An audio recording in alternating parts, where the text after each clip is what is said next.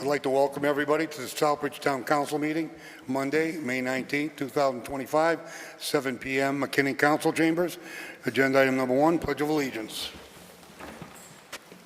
I pledge allegiance to the flag of the United States of America and to the republic for which it stands, one nation, under God, indivisible, with liberty and justice for all.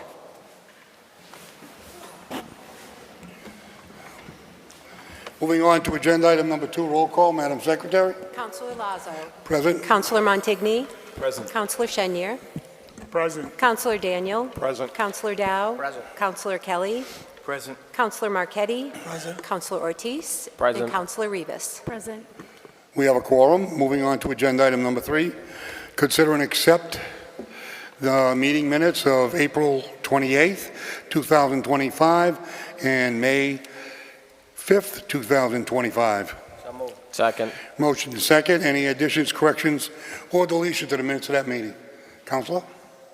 This says I was here, but that's when I had my car broken into. I wasn't. Which? April 28th. April 28th? Could you amend that? Thank you. Are there any other additions, corrections, or deletions to the minutes? If not, all those in favor? Opposed? Unanimous of all present. Moving on to 4, subcommittee reports. Department of Public Works, Councilor Chenier. We had a meeting last week, and we'll have a favorable reports on all the agenda items dealing with the DPW as the night goes on. Education and Human Services, Councilor Montigny. Thank you, Mr. Chairman. We had a meeting on the 8th to finish up the Southbridge Public School budget, and we have no meeting scheduled at this time. General Government, Councilor Kelly. Thank you, Mr. Chairman. Through you, we have not had a meeting since our last town council meeting. However, we do expect to have one next week. Moving on to Planning and Development, Councilor Daniels. Thank you, Mr. Chair. Through you, we had a meeting on Monday, May 12th. There are 8 items on tonight's agenda that are being discussed, and another meeting is being planned for, I believe, early next week. Moving on to Protections of Persons and Property, Councilor Dow. Thank you, Chair, through you. We don't have a meeting in the past. We do have one scheduled next Wednesday, the 28th at 6:30. Thank you. Moving on to Chairman's announcements. I would just like to comment on our Board of Health.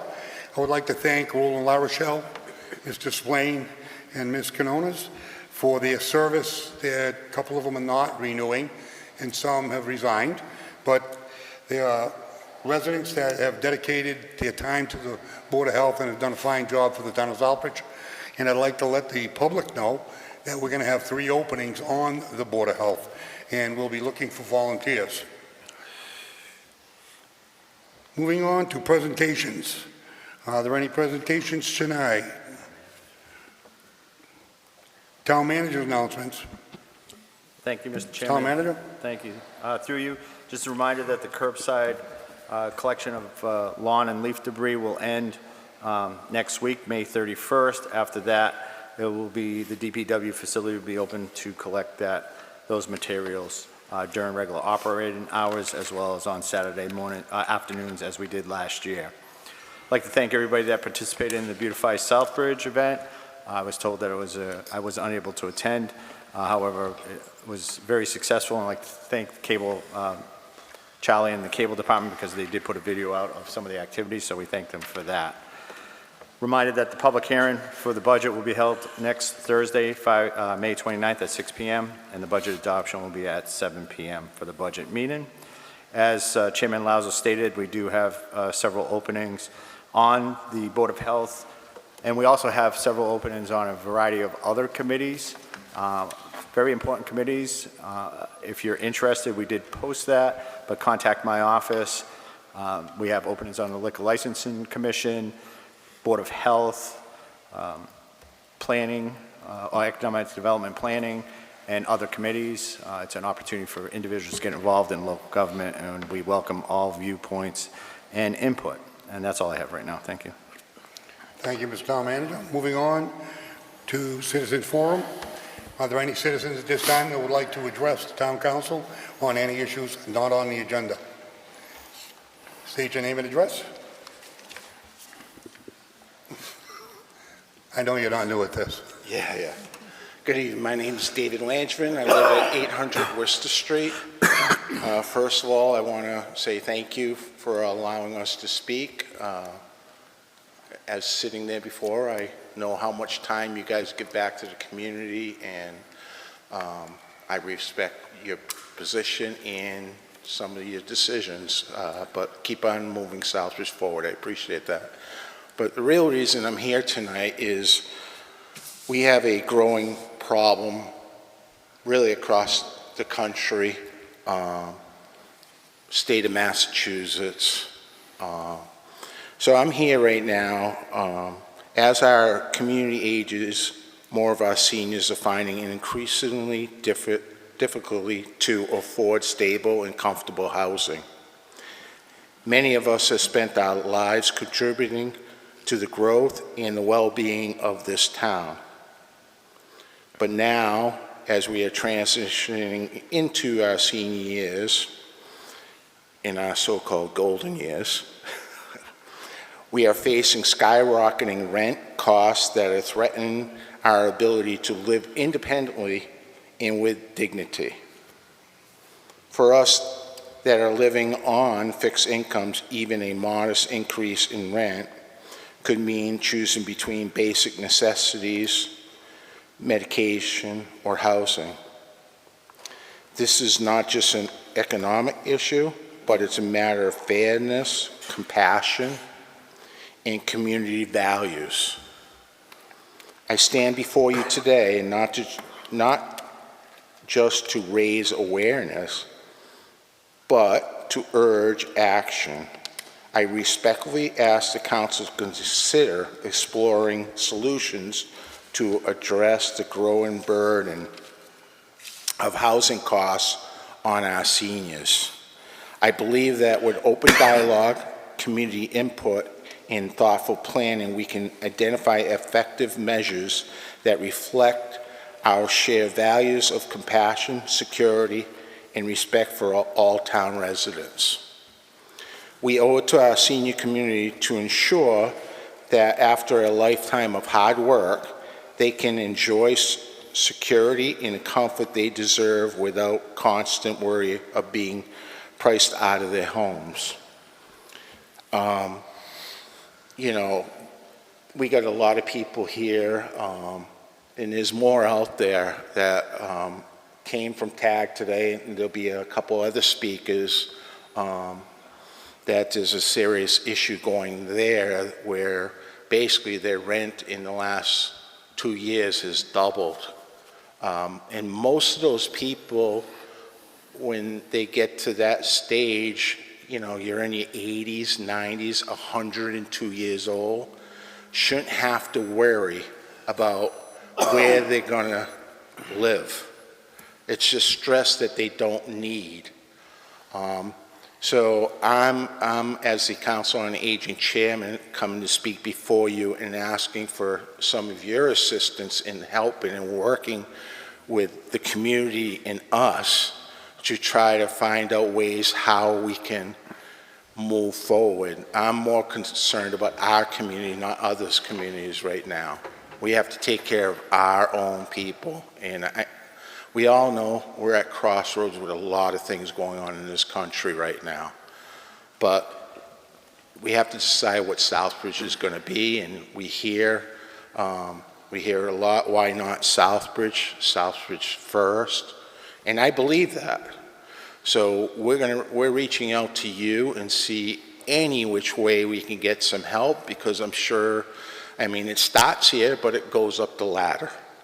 So I just appreciate your time, understanding, and quite frankly, for some of the elderly, this is terrifying for them to speak before other people. So we have to be the voice for them. And I'm sure we could get more people, but even as they get older, they don't want to come out at this time of night. So I thank you for your time, and any support you can give us will be greatly appreciated. Thank you. And I do have one stat right now. I just checked downstairs. Currently, right now, we have about a population of 3,500 elderly people from basically like the age of 64, 65 up right now. So, I mean, we want everyone to live in this community, and a lot of people have lived in this community, but they want to reside and finish their lives in this community. So we're all climbing that ladder, whether we like it or not. So we have to take care of our own. But thank you for your time and consideration. Dave Landry, I'd like to thank you for advocating for the elderly, and I want you to know that George Shinya has been a big voice on the council behind the scenes and has talked at the podium. This is almost a non-debatable issue. We're all on the same side on this one. I received a phone call from the representative, Marcy, the senator, and they are really, George really put it on the spot, a couple of meetings, and what's happening is, it wasn't too long ago we were the all-American city. We were building the high-rise for the elderly, building Dresser Park for the elderly. TAG was an elders project. Then all of a sudden, for some reason, I don't see those dollars rolling the way they used to, and the housing being built the way it used to. With all the things that we're dealing with, I still think elderly housing is probably the top priority with veterans homes, which Mr. Adams, former Councilor Adams, is on it with the veterans groups. And I know that Representative Marcy is also on this, and he wanted to do a joint press conference and everything. I said, wait a minute, let's get some results and some answers before you put on a show. Because you can have a lot of meetings, you can have a lot of hot air, but the thing is, when you have substance in Boston that can deliver something to help the elders, that's what we're about. And that is Southbridge First. Our elders are at the top of the list. But I mean, it is in the forefront. I give you a lot of credit for advocating. Councilor Shinya has advocated for the elderly, and I think that's what's going to spur this forward at the state level. Yeah. And I give credit to Councilor Shinya. He's been coming to all our meetings and stuff like that, and that's what started this conversation. And I agree. I've been on the phone with the state rep and stuff, and this is just step one right here, meeting with you guys, and then we can slowly keep on building there. But we say slowly, but we have to try to pick up as fast as they are, because they're worried every night of where they're going to sleep. Thank you for your time. Thank you again, Mr. Landry.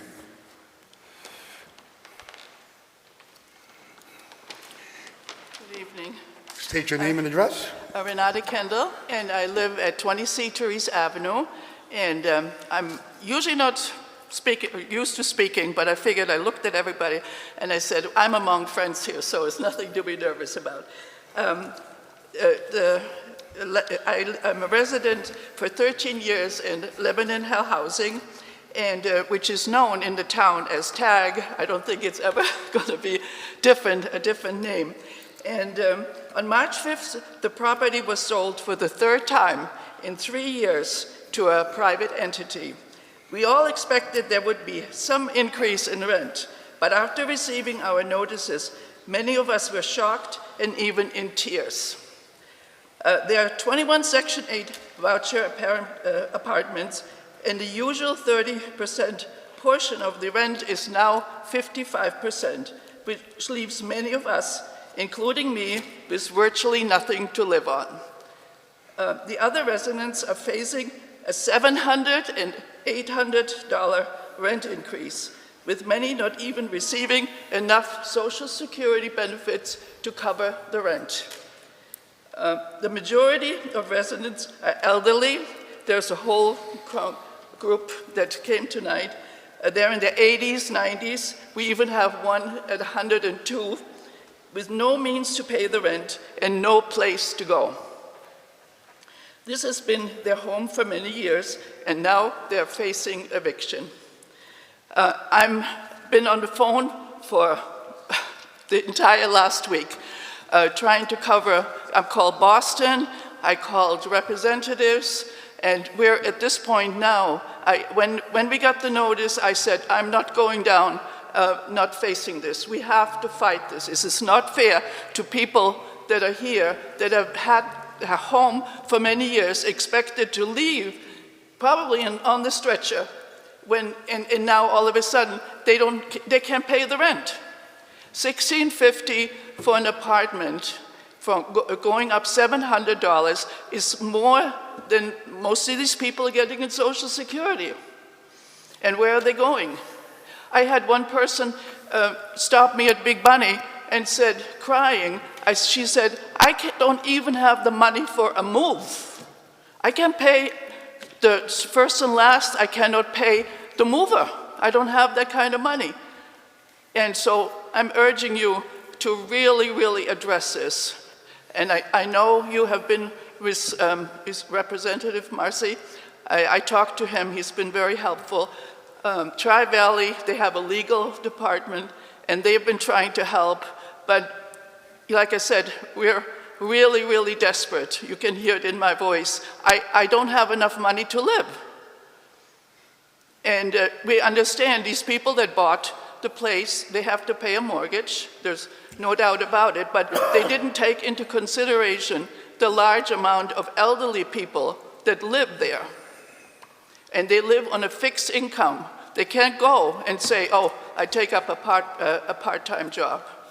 So this is urgent, and I hope by us being all here, you can understand how important it is for all of us. Thank you for your time. Thank you. Hi. I was told to lower this. My name is Bonnie Lynch. I live at 17C Therese Avenue, Southbridge. I, too, am a resident at Lebanon Hill Senior Housing when I moved in 4 years ago.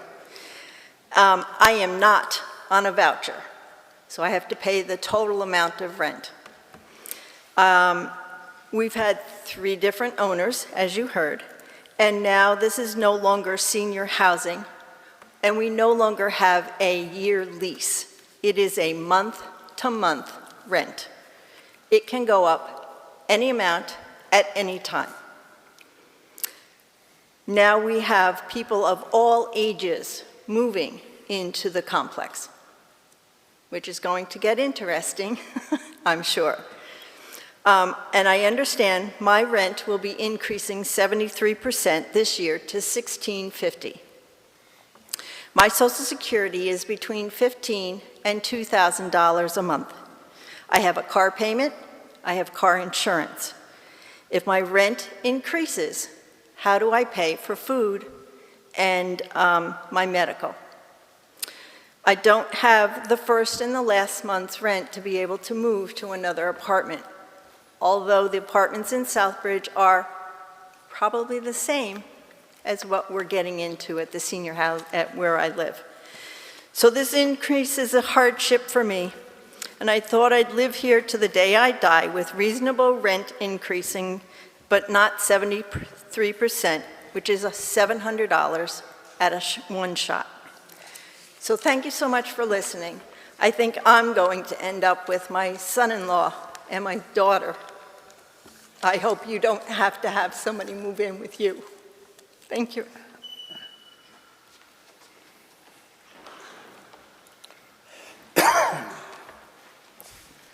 Good evening, I'm Ted Bartlett. I live at 655 Dennison Drive here in Southbridge, and I'm the vice chairman.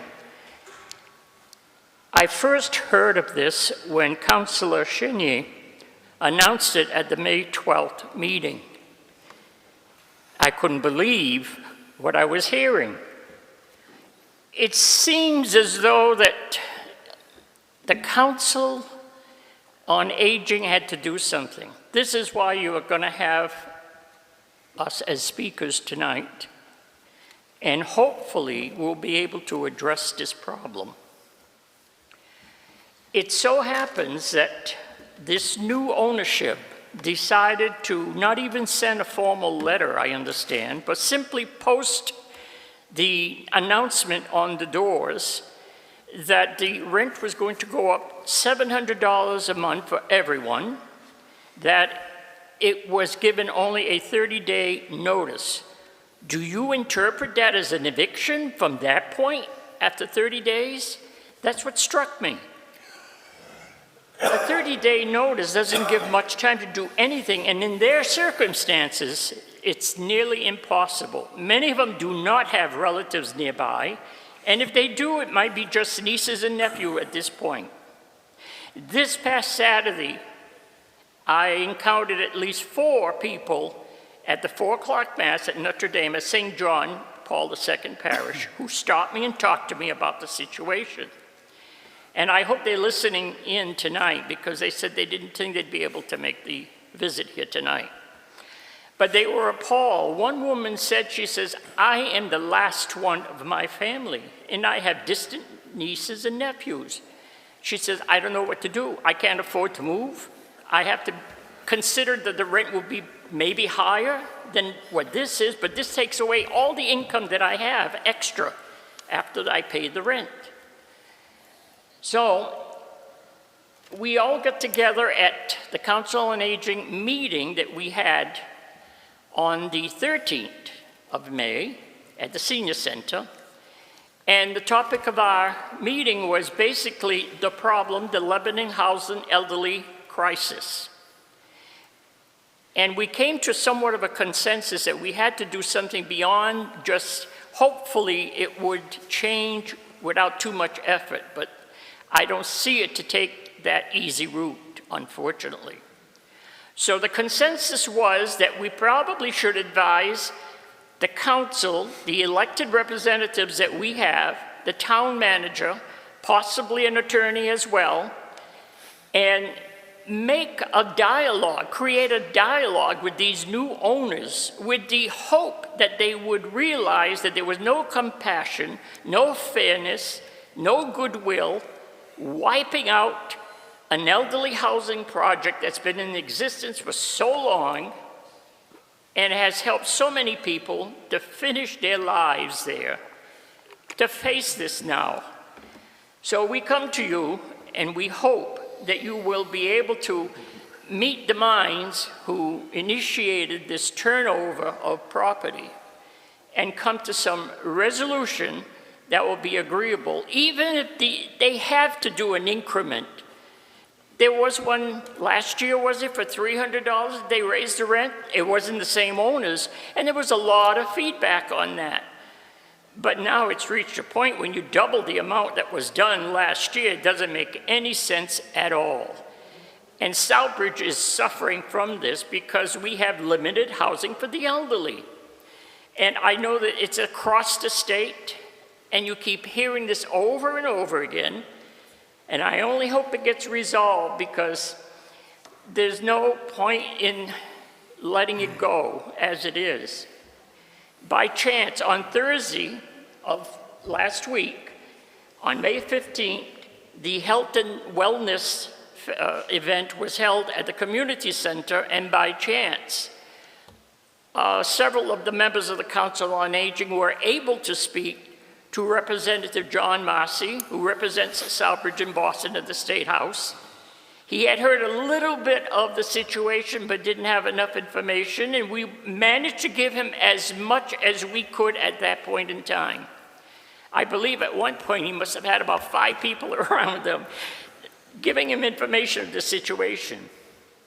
So in closing, and the chairman, David, has also pointed out that the population back in, well, I know when Mike Trombley was a director of the seniors, he had given the figure as 3,265 seniors. That's back in 2019, and that was carried over until the recent census, which I had called Boston to find out the figure, and it deviated a little with what Maddie, our town clerk, had given me. Boston gave me 4,005, and I repeated it because it was an odd figure. So it's probably what David alluded to, 3,500 to probably 4,000 senior citizens in Southbridge, 60 or 65 and over, handicapped as well, and veterans too. So I really, really hope that we can straighten this out in short order, perhaps not, but I know that some people have already moved, And the new owners already renovated some of the empty apartments already, so we know that it will no longer be a senior citizen facility. Unfortunately, we can only hope. And I know that these ladies are very concerned because they live there. And Renata was very, very right. She's been the real spokesperson of all the people, I think, who live there and face the disadvantage every day. So I thank you for taking the time and the consideration to hear us, and I hope there's a good future to come. Thank you.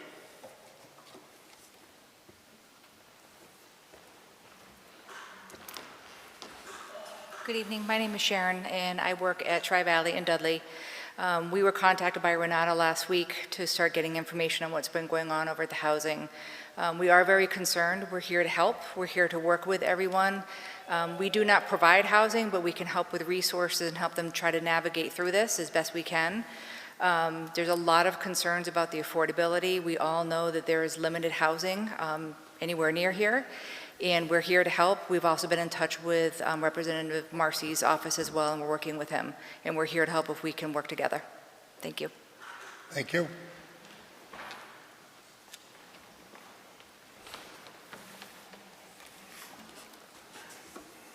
Good evening, everybody. David Adams, 1023 North Woodstock Road, right here in beautiful Southbridge.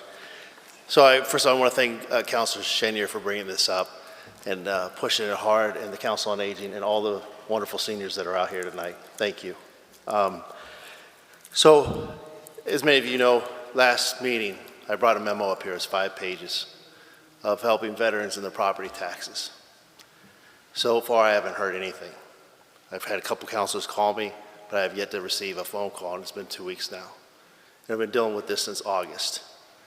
So, that being said, what I worry about is if it's happening to me, it's probably happening to the seniors as well. So here's some options for the town council. First of all, I want to address the seniors when it comes to rental.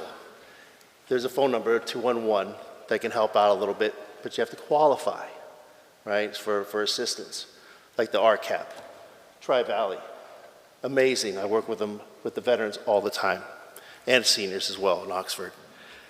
You have all these areas in which can help out a little bit, but you have to qualify. And that means I see seniors coming in with $600 of Social Security every single month, and then we have to get the Social Security to be reevaluated. This is what they're going through at this point in time. My wife, Natalie, who is actually watching tonight from Maryland, she was part of the Council on Aging, and her and I have talked a lot about the elders. One day, if not already, we're there. I will tell you this, there's a lot that the town council can do.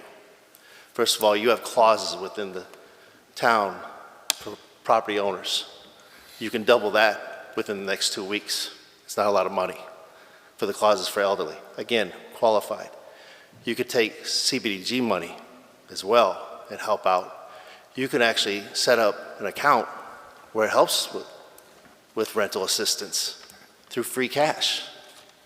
There's a lot of things that we can do. And I appreciate that Councilor Chenier has brought it up, and we've had long conversations about this. And I'm glad John Marcy, our representative, is doing a bang-up job trying to listen and help. But I think the town council can do this. It doesn't take the citizens. I'm very proud of all the seniors being here because I know how much it is just to get up here and speak. But the town council could do that in 2 weeks before the budget hearing. They can change the local option. You could turn it up to 100%, and some of these people will go from $500 to $1,000. You could put something in there for next year as far as the free cash is concerned to help out the seniors as well. Obviously, there has to be a policy. There has to be guidelines in place. But the town council, our town council could do that now. They can start talking about it at the general gov meetings and having discussions. So I'd ask the town council to move forward as fast as possible to try to help out. If it can't be this year, then it should be something to be looked at for next year as well and move forward with it. But I just want to thank everybody for being here tonight and the town council for listening. Thank you.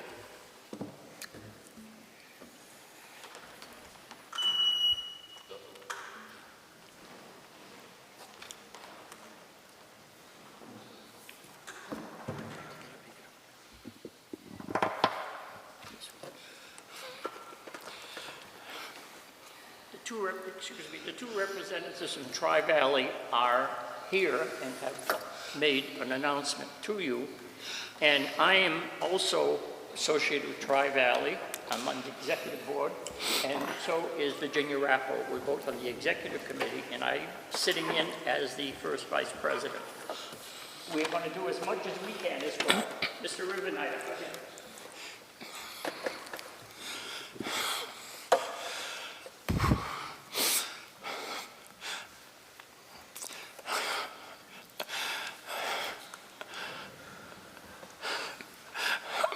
Having a hard time with all this.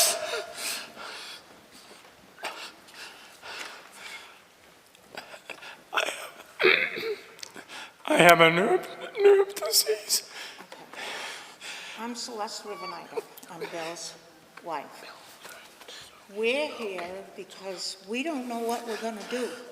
My husband is a veteran. He's had major problems lately with his health. And our rent is going to go up $800 a month. How does anybody think that we can do that? We can't. And with him being sick, he has a disease that he's just been diagnosed with. He just got over cancer. We have all of that to deal with, along with this $800 rent increase. We've been there for 8 years. We love it. We just have a nice place for ourselves. We even put money into it because we wanted to stay there until we passed away. But now it doesn't look like it's happening. And we have no place to go. We have a daughter that can't take us in.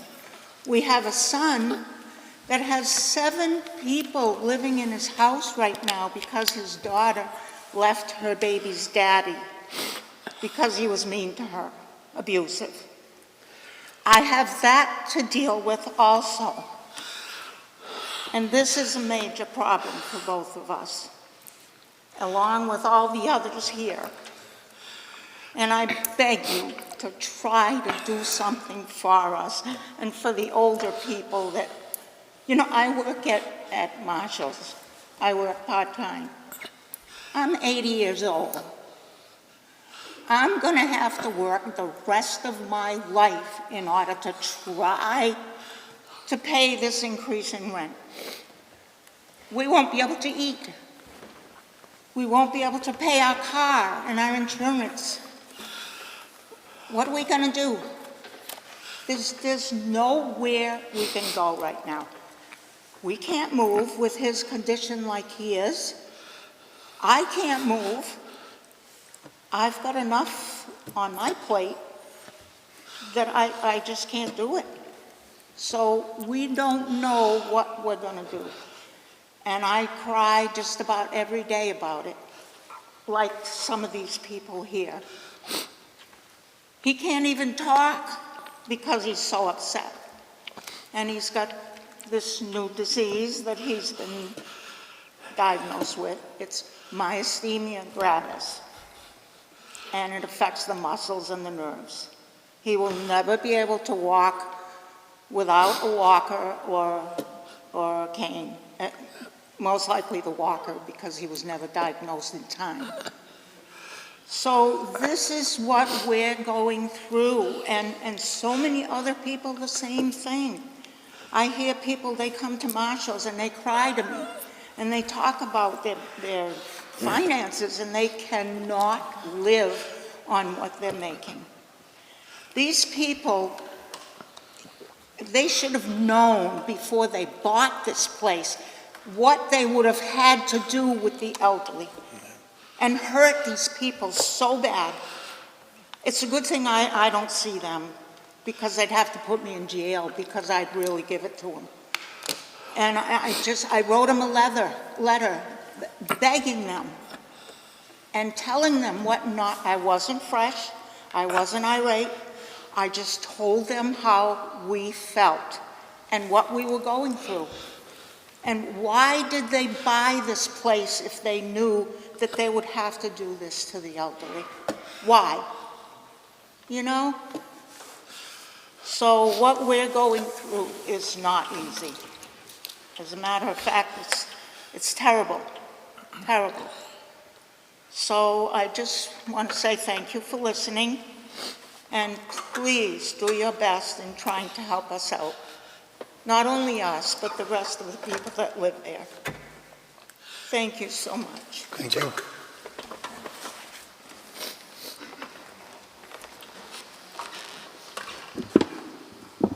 Mr. Chair, I come before you tonight as a citizen of Southbridge and as a resident of 23 Teresa Ave.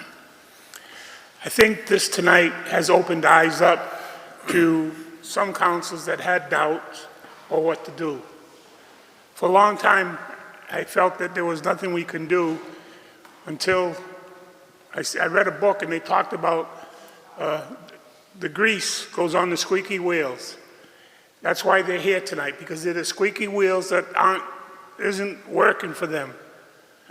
They're leaving their homes. They're going to become an exodus of homeless elderly in this community that we've never, ever seen. We have never, ever seen what's going on now in housing for the elderly.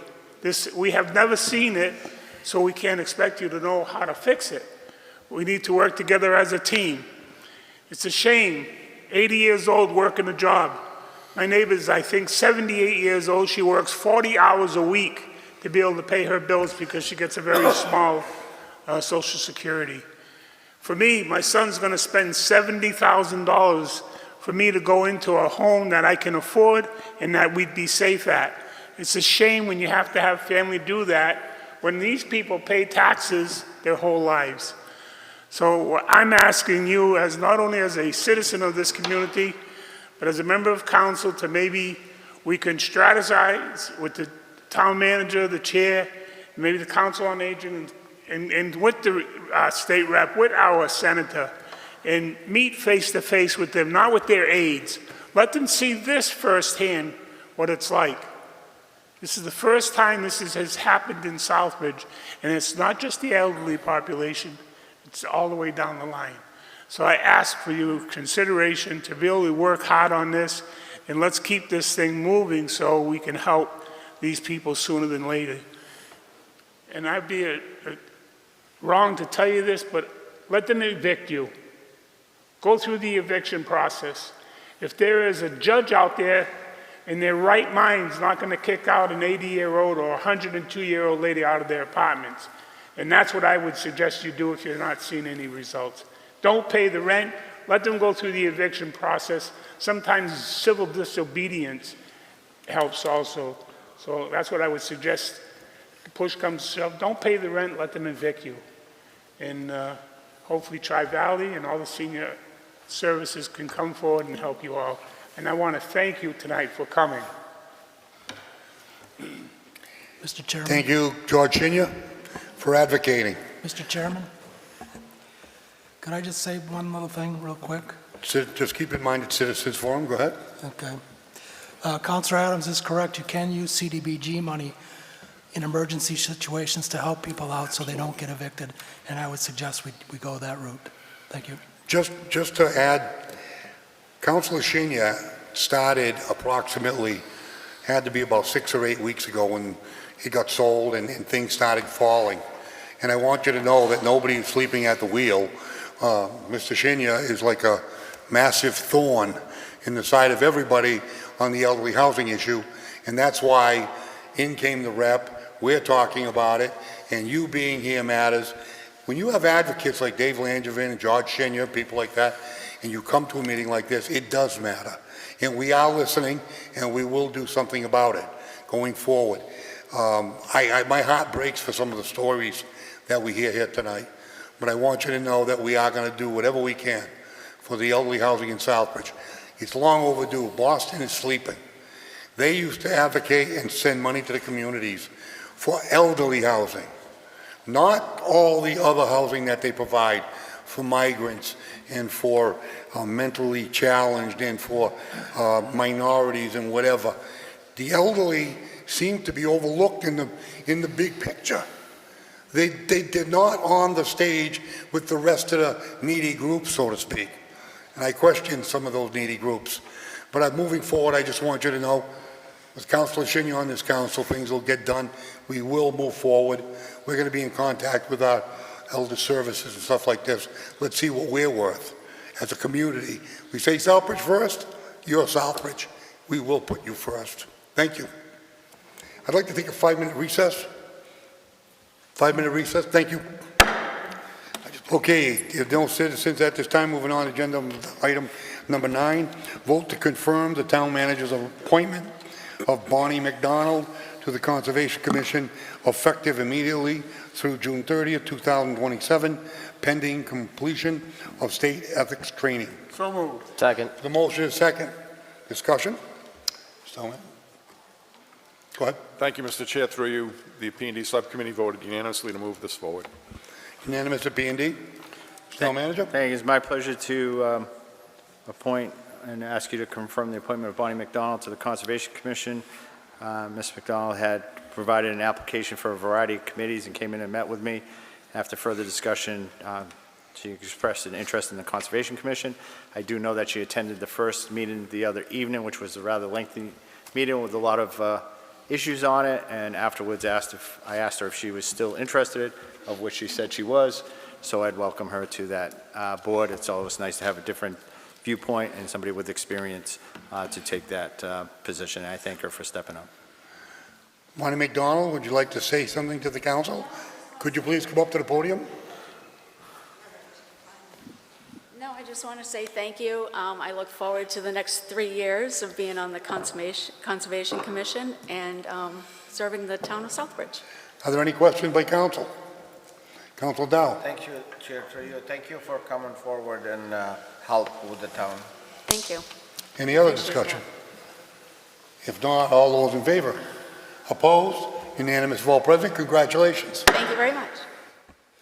Moving on to agenda item number 10, vote to confirm the town manager's appointment of Robert Lamoth as the Director of Public Works for the 3-year term effective July 1, 2025, pending successful completion of all employment requirements. So moved.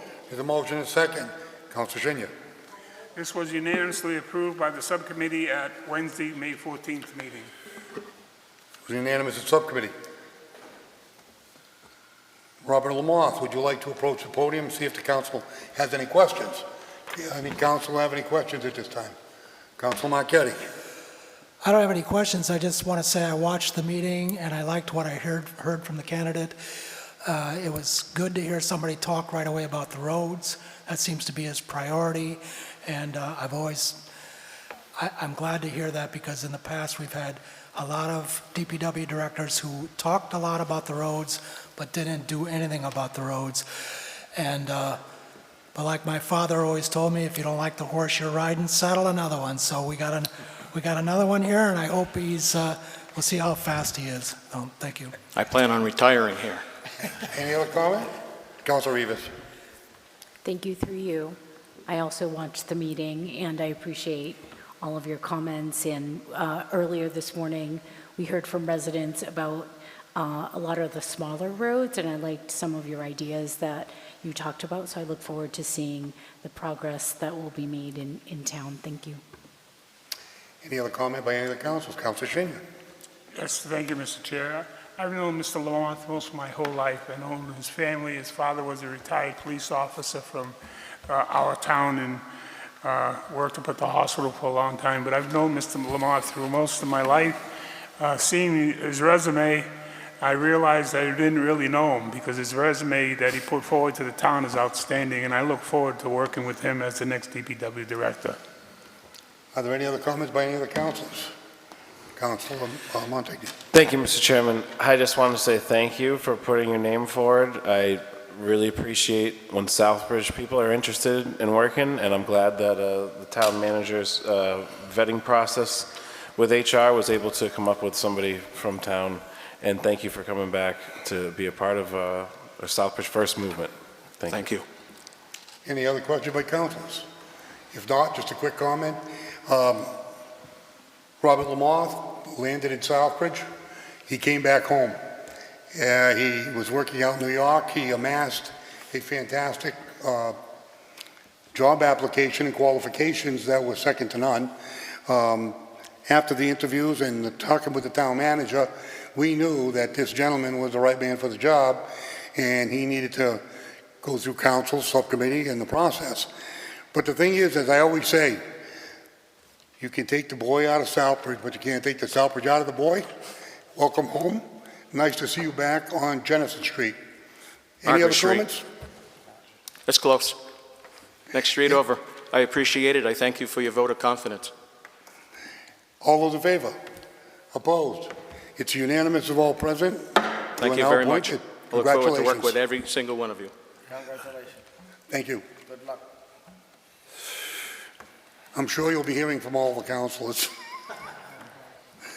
Okay, moving on to 11, vote to approve the payment of $10,000 stipend to the DPW Operations Manager, Peter Provencher, for the additional duties performed during FY25 due to the vacancy of the Deputy DPW Director positions and assistance to the part-time interim DPW Director. So moved. Motion by Shinya, seconded by Dow. Councilor Shinya?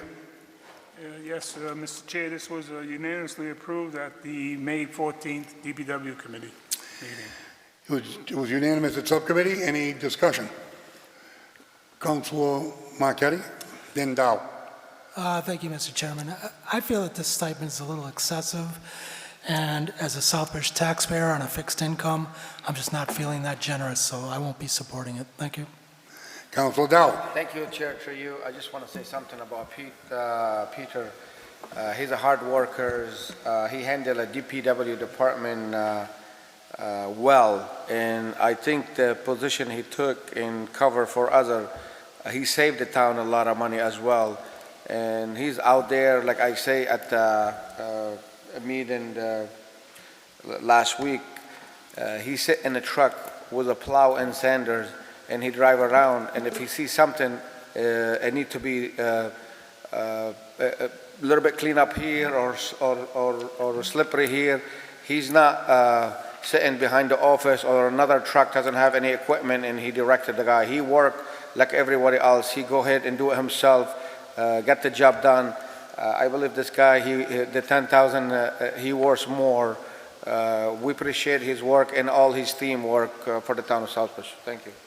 Any other discussion? I just would like to comment that working out of grade, it's been common practice to stipend. What that magic number is usually judged by how long a period of time and how much the value of the position that he was covering. So I think that that's been recommended by the manager. Subcommittee is unanimous, and that's why it's in front of us here tonight. Any further discussion? If not, all those in favor? Opposed? One opposed? Motion passes. Moving on to 12. Vote to A, authorize the town manager to acquire by purchase, gift, eminent domain, or otherwise, the fee to and/or permanent and/or temporary easements for the public way purposes, including without limitation for the construction, alteration, installation, maintenance, improvement, repair, replacement, and a relocation of right-of-ways, bridges, sidewalks, drains, utilities, driveways, guardrails, slope grading, sound landscaping, and other amenities and/or facilities to enable the town to undertake the Central Street, Foster Street, Hook Street, and Hamilton Street reconstruction project, and for any and all purposes incidental or related thereto in, on, and under certain parcels of land and land adjacent to and within 200 feet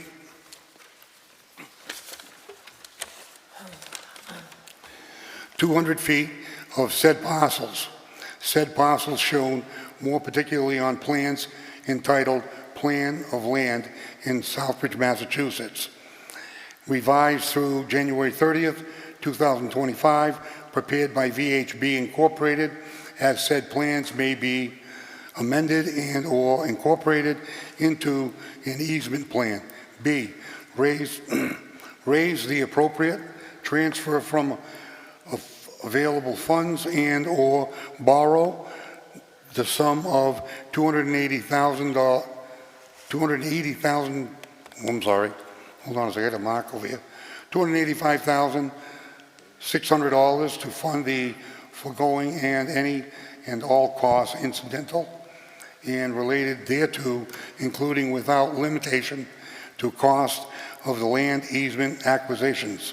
And further, C, authorize the town manager to enter into all agreements, including and to execute an order of taking and to take any and all actions as may be necessary or appropriate to the effectuate of their foregoing purposes.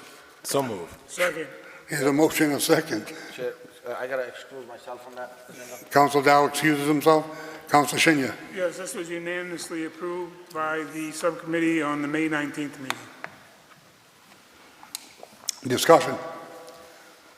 Councilor Rivas, then Councilor Marquetti. I just had a quick question. I did watch the meeting, and I had a quick question for Peg on Los Hermanos Market.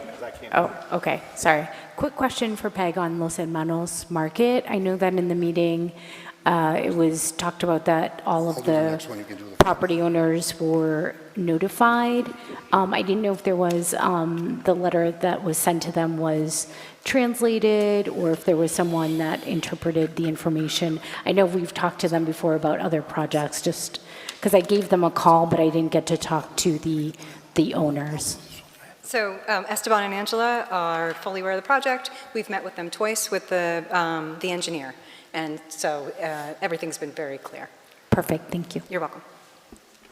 Councilor Marquetti.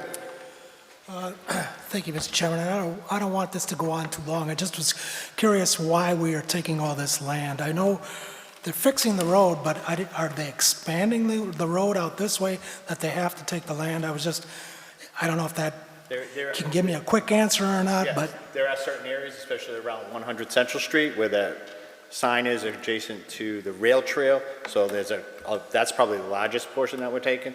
Then we're rounded some corners on Central Street by Center of Hope and the old water supply building. So there are some lands that we have to take into effect, so yes, there are some but even on Hamilton Street, where it's like you're just repairing the road, I didn't know are you expanding the road out for the this sidewalks or whatever we have to put in, Okay. we have to expand. And there's I thought that all the money was already granted for this. We appropriated $245,000, but then after the appraisals came in, we were short $40,000, so that's why we have the transfer on the next. And no grants cover any of this. No. I know, we have almost $1 million, right? What's that? For this whole project. I thought it was something close to that. The right-of-way assessments were all something that we had to pay for. We had to pay for the acquisition of the land from the town. Okay. So that's our portion. We're also going to have to come back next month to appropriate $1 million for the water portion of the repairs through the water stabilization, either or the retained earnings for our portion of that. But I thought we got some money from. We do have a substantial amount of federal money that's being used. Didn't Neil's office give us money for Hamilton Street, which I don't know if that's going to happen now, so that wasn't for this at all? No, the Hamilton Street, the raise grant that we got, that's totally separate from this project. We can't shift that over to this? We're still in a holding pattern on whether we're going to receive that money. Okay. Hopefully we can. We haven't been told that we're not going to get it, but we're still trying. Thank you. Any further discussion? Peg Dean? Yeah, just quickly, so the $1 million is a rough estimate of the design we have paid for, plus the right-of-way expenses in total to date. And with regards to the takings, some locations where, for instance, the new kidney bean will go at Hamilton, Hook, Lock, or Shell there, that was supposed to actually be a larger taking, but they did all they could to preserve, for instance, Country Farms. So those takings were actually less than what was originally proposed. And then, like the manager said, that La Rochelle, that new cut through of La Rochelle will be a large portion of that. All right. I thought we owned part of that. Councilor Kelly? Thank you, Mr. Chairman, through you. So my understanding is that the landowners who are affected by this, they've all been notified? And do we have any of the landowners raising any objections at this point? No. Okay. And when were they notified? I'm sorry, I think that information. Those was letters provided. went out probably about 2 months ago, approximately? Correct. We legally had to give them 30 days' notice. We sent out a letter of intent saying the appraisers were going to be out at their properties. Once the appraisals were done, appraisals are not allowed to be released to the public, but what's called a just compensation report is provided to each individual, and that's sent out with time for them to review, the 30 days to review. We had lots of phone calls, lots of meetings between the engineer and the owners to ensure people were satisfied. We did, if I may, we did receive feedback from a lot of landowners, and I thank Peg, because Peg had to coordinate all this between our legal and all the landowners, because you had to keep meticulous logs of every question that was asked, who contacted her office and all that. So it was a very thorough process to make sure that everything was recorded properly. Thank you. Any further discussion? If not, all those in favor? Opposed? Unanimous of all present? Do you need a roll call vote on that? Do you need a roll call vote on that for the, could you do a roll call vote just in case? Could we do a roll call vote to cover that? Councillor Shenyer? Yes. Councillor Daniel? Yes. Councillor Dow stepped out. Councillor Kelly? Yes. Councillor Lazo? Yes. Councillor Marquetti? Yes. Councillor Montigny? Yes. Councillor Ortiz? Yes. Councillor Rivas? Yes. Okay. Did you list Joe Dow as... Councillor Dow? He's recused. He's recused. Recused, thank you. Yep. Okay. 8, yes. Unanimous of all present. Moving on to number 13, vote to approve and transfer $40,600 from the fund number 0842 capital stabilization to project account number 64611 TIP construction and the acquisition cost row to find the cost of the easements and the property acquisitions for the TIPS project. So moved. Second. There's a motion and a second. Discussion. If there's no discussion, roll call. Councillor Daniel? Yes. Councillor Dow? Recused. Councillor Kelly? Yes. Councillor Lazo? Yes. Councillor Marquetti? Yes. Councillor Montigny? Yes. Councillor Ortiz? Yes. Councillor Rivas? Yes. And Councillor Shenyer. Yes. Motion passes. Moving on to agenda item number 14, vote to amend the motion of the town council adopted at the town council meeting January 27, 2025. Agenda item 11, vote to authorize the town and airport commission to proceed with applying for a grant through the Mass Department of Transportation Aeronautical Division, Mass DOTAD, and Federal Aviation Administration, FAA, for the design and construction of a new 6-unit T-hangar at an estimated cost of $1,384,418, with an estimate cost to the town of Southbridge of $83,844. Town match for project to be funded through the Airport Revolving Fund number 80390. Authorize the town manager to execute all grants and contracts associated with the hangar project. No. I got to read the next one, guys. So that it reads, we're going to change it to what I'm going to read next. This was the amended version because something came in late.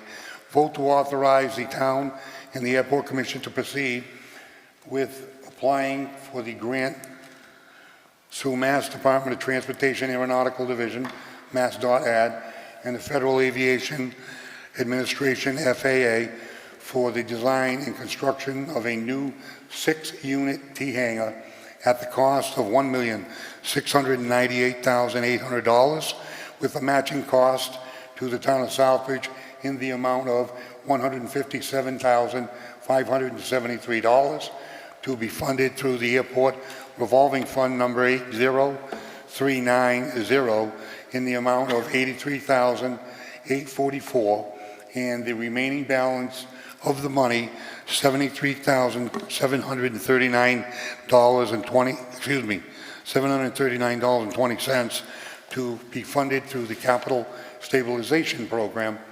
Authorize the town manager to execute all grants and contracts associated with the hangar project. So moved. Second. Any discussion? Councilor Senior.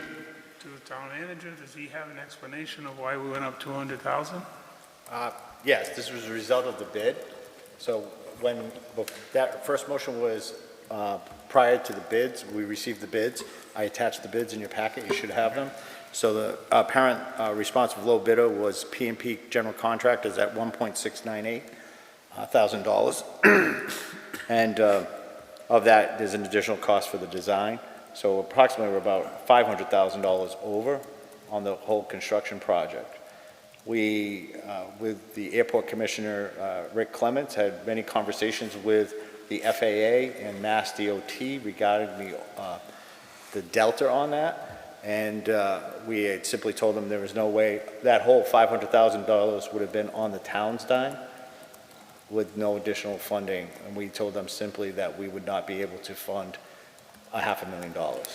So after conversations with the FAA had come out and said that they would be willing to, because the grant covers 2 fiscal years, that we could use the same fiscal year, that same grant over 2 fiscal years, and the way we're going to allocate the monies. That left us a change of another $200,000, and we told the FAA, or the Mass DOT, we do not have $200,000 to spend on this. There's absolutely no way we're going back to the town for $200,000. They came back, originally had stated that they had other projects in the chute, didn't think they could help, and we said, okay, then we're scrapping the program. We were going to try to change it to design only, just have the design, but then we would have lost $150,000 in our capital improvement program out of the FAA funds. They then came back and said, we will pick up the $228,960 out of their pocket, leaving us to just match our 5%. So overall, this is a $1.7 million hangar that's going to generate additional revenues to the town for what I see as short dollars. We do also have next in the queue, there are 2 other entities that want to lease land from the airport and build additional T hangars, which again would drive up revenue for the airport.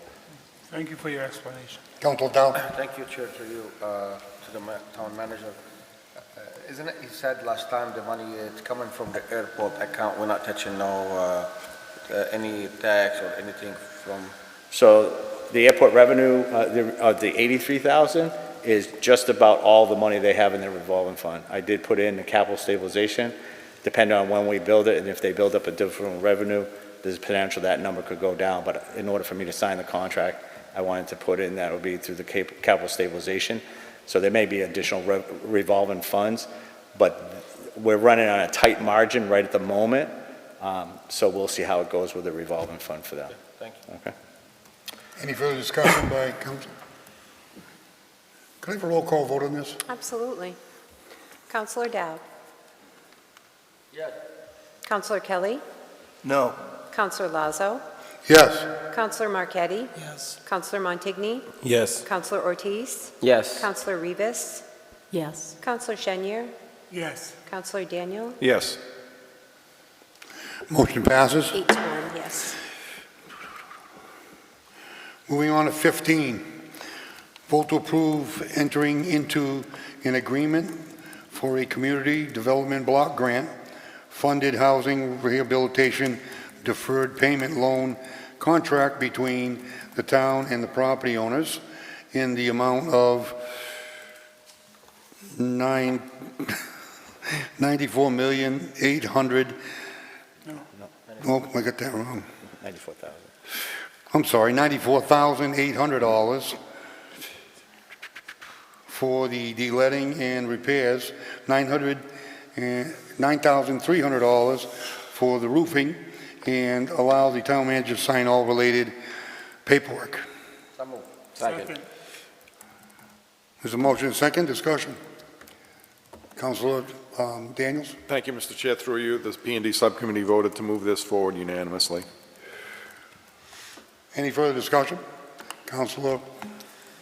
Thank you, Mr. Chairman. Now, I realize because of privacy issues, you can't give the name and you can't give the address, but I did hear Ms. Dean say at the meeting that this was a multi-unit building, which means that there's rentals going on there. So if the person who is getting this loan, do they live in this building?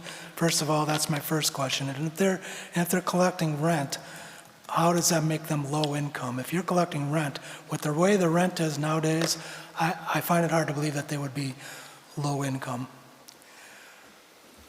Hi, I'm Sue Starkey, the CDBG coordinator, and the owners of the property are each funded for this project.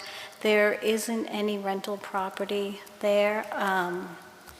If they are renting, they do have to, they sign an agreement beforehand, it's already in place, to say that they will follow the low to moderate income guidelines and limitations, and that those limitations include limits to the amount of the rental increases that might happen each year. So the answer is that it will still protect low-income residents. And they do live there at the property? It is a property owner program with the property owner are the only people in residence. The question is, do they live there? That's all. Do they live at that property that you're fixing up? To qualify, they have to. Thank you. That's correct, yeah? So Right. the answer is yes, they do live there.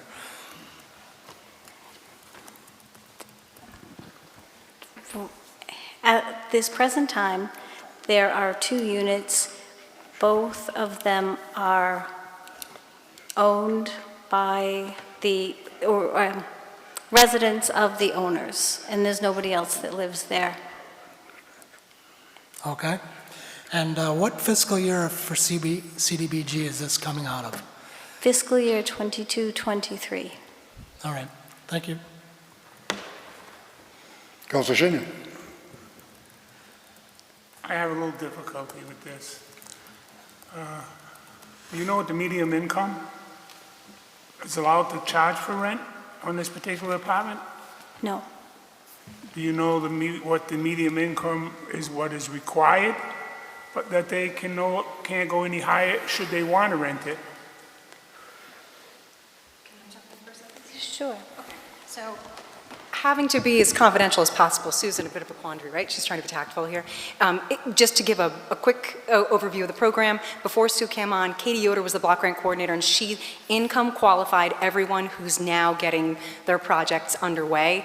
To income qualify, you have to take into consideration their incomes, whether they are from paychecks, rents, whether they have some kind of investments. You take those, you make sure they all fall within the low, moderate income, and then you qualify them. There were some people who did not qualify, some people who do. And so you have to rest assured that anyone who's coming before you has been qualified based on whether they get income or not, that they still fall under the low, moderate income amount.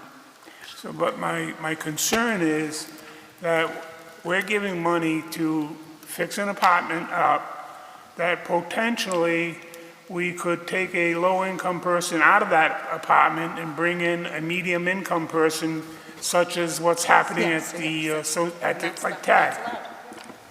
That is allowed, but there aren't any rented properties or units at this property. You didn't hear what I said. In the event that the person should turn that into a rental apartment, right now it's not a rental apartment technically because 2 owners live on each floor, I would assume.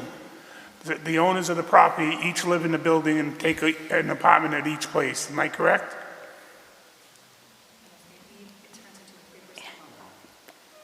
I'm not answering the question about specifics that identify people, but I am saying that there aren't rental properties, and they would have to tell us if they did rent a property or turn the property over.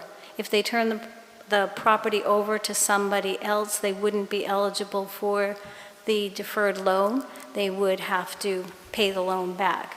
If they rent it out to somebody, they have to follow those guidelines from the state that keeps it at a low or moderate income level that's affordable according to the state guidelines. I So still have difficulty it's- to the fact that we're going to take town money that's been, fix up an apartment that could potentially be rented and fix up the apartment for the landlord to make money. Later No. on, a year from now, they decide to move out of there and they take over the apartment and want to rent it They to. can't charge a rent that's above what's allowed, the level set by the state. It has to stay a low or moderate income rent. So I'm asking you what that number is. I don't have the rent value right in front of me. I don't know whether Peg Sue, can can look I it ask up. it in a different manner? Yep, If we're giving the money to this apartment building, there are criteria tied to it. right. In other words, if they change something in the agreement of rented higher, they would have to pay back, or if they gave the building to, say, somebody inherited the building, something like that. The state criteria is hanging on that building as long as that money's owed. Right. Okay. And the rent stays in the low to moderate income level. But I don't have that actual value right in front of me. But the it is- criteria is low and mod. Yes, Has to live in the apartment as long as the money's on that building. right. Okay. Councilor Shin? I don't know if I'm not stressing my views on this, but what I am concerned with is taking town money, fixing an apartment that is presently being lived in by the owners. I'm assuming it's a two-family apartment too, because it's not telling us this. It's a low mod that's in there now. Correct? That's the Correct. It's criteria low, for the moderate loan. income. They meet the guidelines for that. I understand that part of it. So the people that are there presently meet the guidelines that are set by the community, set by your office. The state. My concern is... Set by the state, Right. not by our office. So my concern is, once those, if the family member passes away, the family member moves out of the country, the apartment becomes vacant. And then they decide to rent it out instead of having a family member live there and not pay rent. That's my concern. It's still under the state regulation that's hanging on the money of low mod. They will not be able to up it and say, I want $2,500 rent, because there's a stipulation in the money when it's given that that stipulation goes with. Am I correct in saying that? Yes, you're I don't know what correct the in low mod saying- number is, but that's all I want to know is, because I know I agree with what he's saying, that here's the criteria, low mod. I'm giving you the money, do the building. All of a sudden, the gentleman changes the agreement. I don't want to make it low mod anymore. You have to call in to know. Fair? Right. But I want to know what that low mod number is. Is it 30% of the median income based in central Massachusetts? Do you know what that number is? I believe it's like $60,000 or It's not the rent that's $60,000. It's It's the low and income that the moderate person- income of the people that applied Correct. for and got the loan. But the rent, value of the rent, I can't tell you what that is, and it might change over time because they're allowed to set a rent rate and then increase it over time. It's hard to read, and it's based on family, right? If you're single versus a family of 2, 3, 4, the numbers start at, sorry. Well, you can come to our office tomorrow and we can give you these numbers exactly, but if I'm seeing them at a quick glance, it starts at like 26.2 for the 30%. So 26,200 is at 30% of median income, and then it goes up to 29,950, 33700, 37400, 40,000 would be 40,004 would be the 30.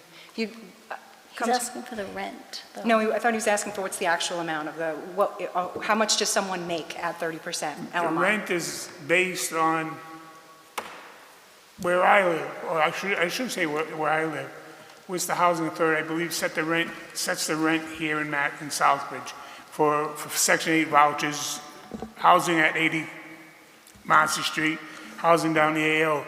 I believe a single-bedroom apartment for low income or low to moderate income, that they set the rent like at $1,450.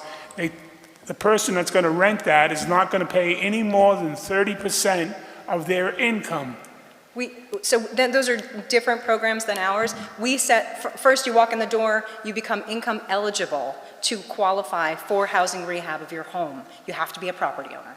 So income eligible is someone who makes 80% or less of the median income according to the Worcester County numbers. And so we could come into our office and we could show you what those are. Then, once your property is in this deferred payment loan program, if you have a tenant, you are not allowed to rent to them for more than what's called the fair market value for the rental. So it's sort of two separate numbers going on there. And they sign on that, yes, they will only charge fair market value for that rental, and they will stay within the property. If they leave, then what Sue was saying is at that point, they have to pay back the loan. They're no longer eligible. We don't want opportunists taking whatever that equity is we're building into their home and walking away with it or making rent, elsewhere. So we try to make sure it's fair.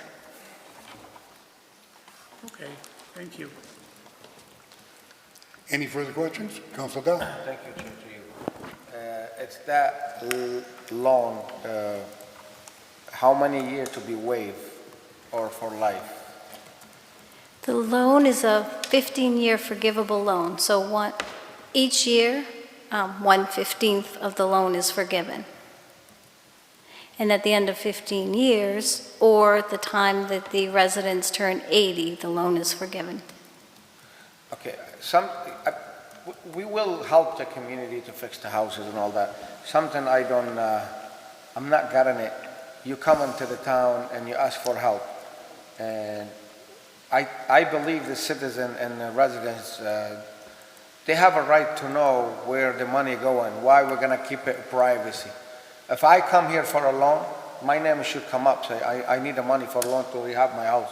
I don't think it's fair to do a lot of things under the tables, not let the citizen go what's going on or who's doing it or who's not. I think everybody here have a right to know because that's everybody's money. It's not mine, it's not yours. That's everybody pay tax, I believe. That's their money. They should know where they're going. I don't know why we're going to keep it privacy or how long. I don't see it. We keep it private because that's the requirement of the funding agency. I don't think that's state that's not a state requirement to keep the person's name and the address privacy. That's something you guys decide to do, I believe. No, it's part of the requirements from the state for the housing rehabilitation program because it is considered sensitive information because of income level. Can you send me that later? Thank you. Any further discussion? If not, all those in favor? Opposed? 3 opposed? Motion passes. Thank you. Moving on to 16. Vote to approve an extension to the Complete Street Tier 2 Prioritization Plan Grant to December 31st, 2025, and allow the town manager to sign all related paperwork. Second. The motion and second. Discussion. Council. Through you, Mr. Chairman, I didn't receive any information on this. Maybe something could have been included in the packet, or is this, I'm sorry, just didn't receive any information on this one. I'll defer to Peg? We got an email last week after subcommittee, after Thursday midday with the state and our engineer talking back and forth. Our engineer took it upon themselves to ask the state, hey, could we get an extension on this grant? And they said, sure, let's get it going as quick as possible so that it's before the end of the fiscal year. I bounced it to Jack as quick as possible to see if we could bring it to the town council, hoping that it was non-controversial.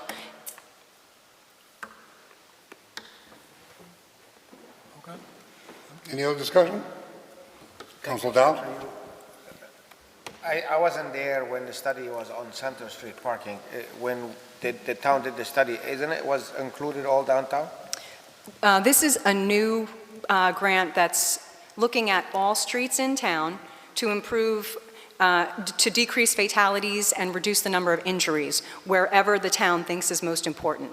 It's working on it right now as we speak. They came to the town, the last town council meeting, and tried to present what I was hoping was the prioritization plan. We're now looking to June 5th as a first public engagement meeting with the town council. June 5th at 6 p.m.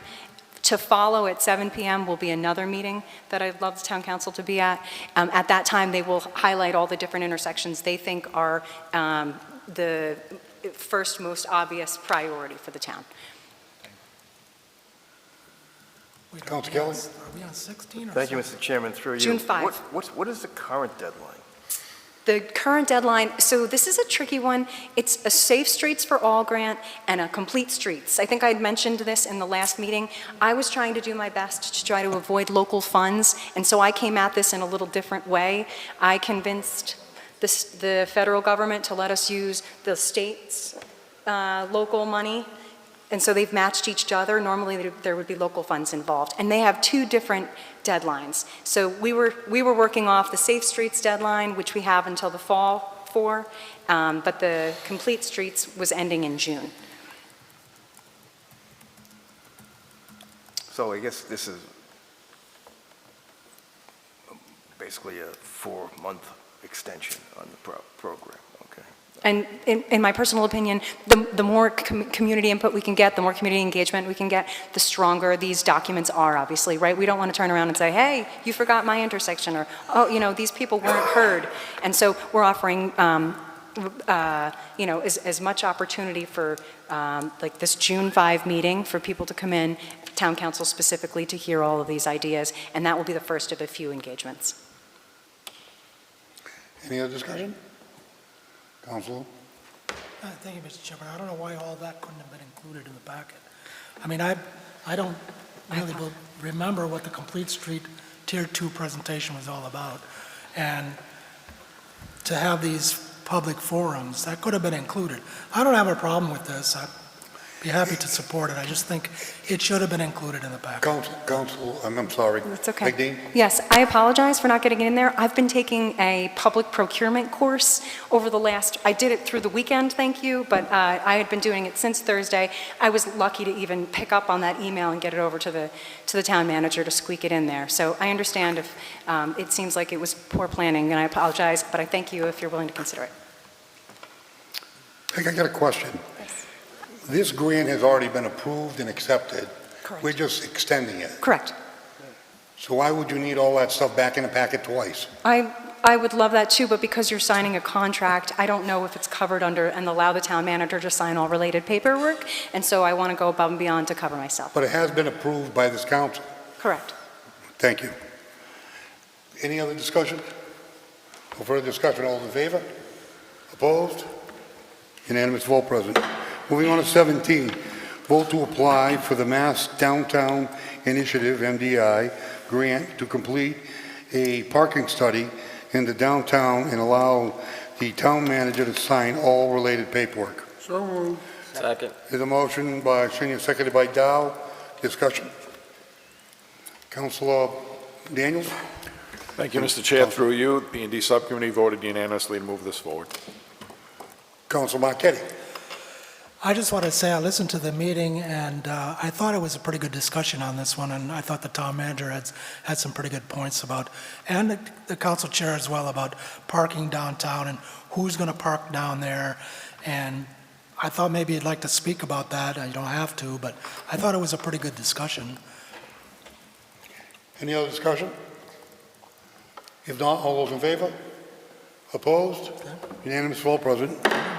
Moving on to 18, vote to approve an extension to the CDBG FY 22-23 grant to December 31st, 2025, and allow the town manager to sign all related paperwork. So moved. Second. There's a motion by Shinya, seconded by Ortiz. Again, this has been voted by the town, and this is strictly an extension of what's been approved. Any further discussion? Council Marquetti. What the question I have is, why isn't it being used? We keep extending these all the time. Why aren't they being used? Especially after what was said tonight, some of that funding could be used. I'll comment on that, but I personally think, and maybe we need to put some information out there, how much is on the table, how much is in the chute, and how many projects we took on. When the council was sitting on their hands a few years ago, all of a sudden this council and maybe 5 councils before were on fire to do this, do that. Peg Dean, go, go, go, go, go. In some of these cases, you don't want to lose the grant money. And we put too much on our plate, I'll be honest with you. That's what I think the problem is, that we keep expecting it, it keeps happening, and the townspeople see it. Something's happening in Southbridge that hasn't happened before. And I think what it is we're moving at such a pace that even when the DPW director abruptly left, there was so much in the chute at that point, and it came to a halt. So what do? We get back on our horse and we ride and we give extensions and we do whatever it takes to make it happen. And if I can just say, Peg, just keep doing what you're doing, and maybe we can get all of it done quicker. And if not, I'll extend it again next year. Any other discussion by council? All those in favor? Opposed? Unanimous vote, present. Moving on to 19, vote to accept the National Grid Municipal Energy Management Grant for $39,144 per year, and for the 2025, 2026, 2027, and allow the town manager to sign all related paperwork. I'll move. Second. Motion by Dow, seconded by Montague. Discussion. Councilor Daniels. Thank you, Mr. Chair. Through you, the P&D Subcommittee voted unanimously to move this forward. It's unanimous at subcommittee. Any further discussion? If not, all those in favor? Opposed? Unanimous of all present. Moving on to 20, vote to approve a contract extension for a MassWorks grant to complete River Crane Street Phase 1 by December 31st, 2025. So moved. There's a motion by Dow, seconded by Shinya. Discussion? Council Daniels? Thank you, Mr. Chair. Through you, P&D Subcommittee voted to move this forward unanimously. Any further discussion? Council Montague? Thank you very much. Just glancing over this, Peg, I think this might be your last item of the night. I could be wrong, but thank you so much for all that you and your office do. I think you are on overload, but your energy is providing us with the energy to get through a very long agenda tonight, and thank you both. Thank you. Any further discussion? All those in favor? Opposed? Unanimous of all present. Moving on to 21, vote to approve the transfer of $50,000 from account 60044 0-58300-89500 sewer capital reserve to account number 600-440-529100-5 sewer solid waste collection. I move. Second. Motion by Dow, seconded by Shinya. Discussion. Mr. Chair, this is unanimously approved by the subcommittee. Unanimous at subcommittee. Discussion. Council. Thank you, Mr. Chairman, through you.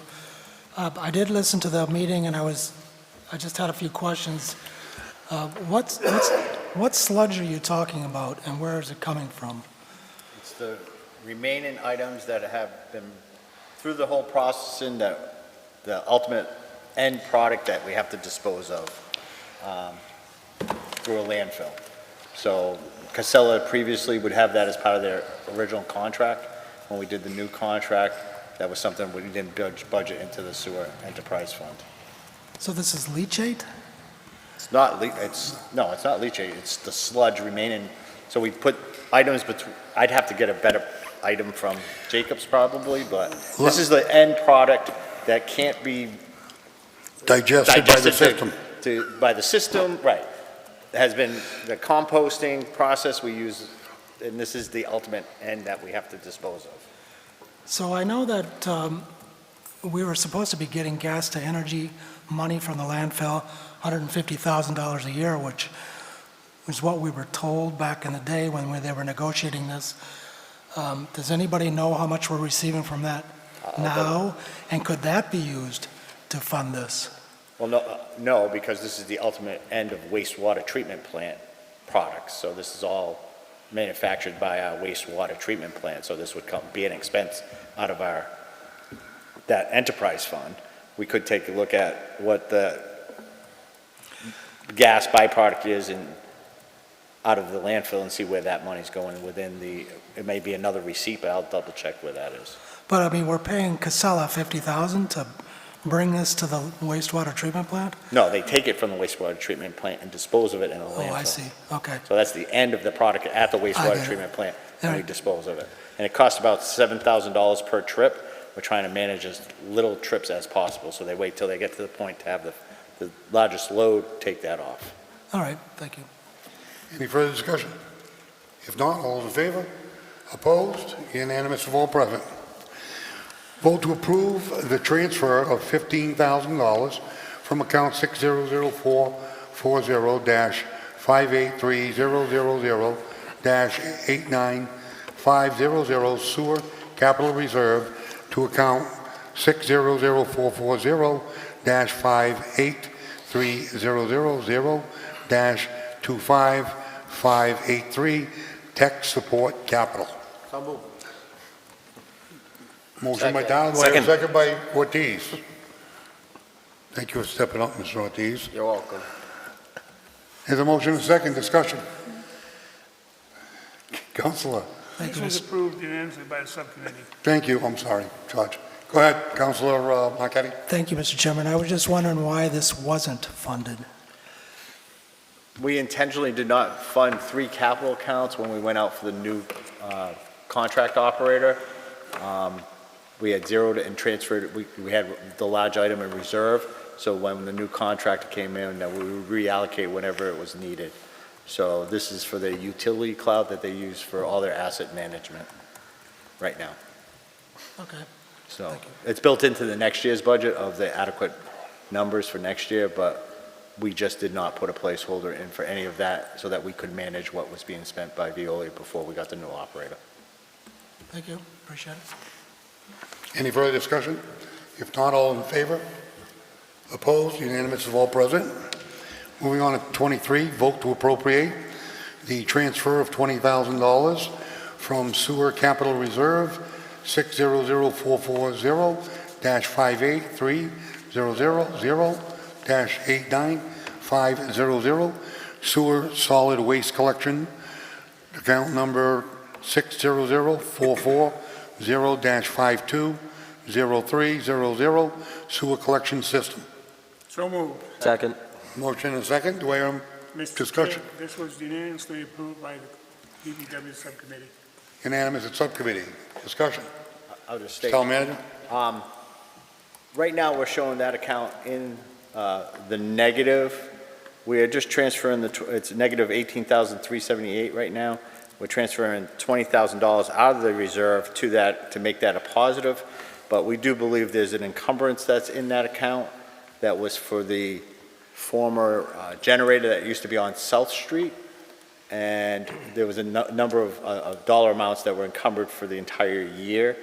But because we have our own there now, we just have to liquidate that. So this money may not be needed. It would then just go out to retained earnings at the end of the year. It's just to make sure that we have adequate funds so we can balance the book at the end of the year. But once we liquidate that encumbrance, we may end up not even using this $20,000. Does that answer your question? I was going to ask why it says unanticipated and may be discovered. It just seemed a little loose there, like, why don't you just take my wallet and empty it out and say, we're going to take all this money and use it, maybe we won't use it. I will say the new operator has been great to work with, very responsive, really watching all the accounts. This was just for us to be able to make sure and I watch my wallet just as much as you do, because I do pay the rates as well. I watch mine too, but it's empty. Don't bother watching it. Any further discussion? All in favor? Opposed? Unanimous of all present. It's a long one, councilors, we're almost there. Number 24, vote to reauthorize the leased properties revolving fund under the provision of the Massachusetts General Law, Chapter 44, Section 53E and a half, to pay repairs, improvements, expenses, and utilities for all town-owned leased properties, from the lease payment to be deposited in the amount, with all expenditures to be approved by the town manager, and the total expenditures from the account not to exceed $100,000 per year. So moved. Second. Here's a motion and a second. Discussion. Council Rivas. Just a question about what is the amount in the account currently? Like last time I saw it was 158,000. Thank you. All these are the reauthorizations that we normally do with the budget meeting. I'm getting a jump on these so that we can just do the budget at the special town council meeting. Any further discussion? All those in favor? Opposed? Unanimous of all present. Number 25, vote to reauthorize the Southbridge Airport leased properties revolving fund under the provisions of the Massachusetts General Law, Chapter 44, Section 53E and a half, to pay repairs, improvements, expenses, and utilities for the leased property at the Southbridge Municipal Airport, from the leased payment to be deposited in the account, with all expenditures to be approved by the town manager, and total expenditures from the account not to exceed $300,000 per year. So moved. Motion by Dow, seconded by Shinya. Discussion. Council. Same question. I can get accurate numbers for you because normally this is just a housekeeping. Okay. I think as of the last report that I have, again, it changes monthly because not all the revenue has been posted. It was approximately $69,000. And again, $88,000 of that has been earmarked for that grant. So it runs normally over month, or approximately anywhere between $95,000 to $110,000. Great. Thank you. Any further discussion? If not, all those in favor? Opposed? Unanimous of all present. Moving to 26, vote to reauthorize the demolition of buildings revolving fund under the provisions of the Massachusetts General Laws, Chapter 44, Section 53E and a half, to pay expenses associated with the demolition of buildings within the town of Southbridge, and any revenue recaptured to be deposited in the account, with all expenditures from the account not to exceed $185,000. So moved. Motion by Shinya, seconded by Dow. Discussion. Not? All those in favor? Opposed? Unanimous of all present. Moving on to 27.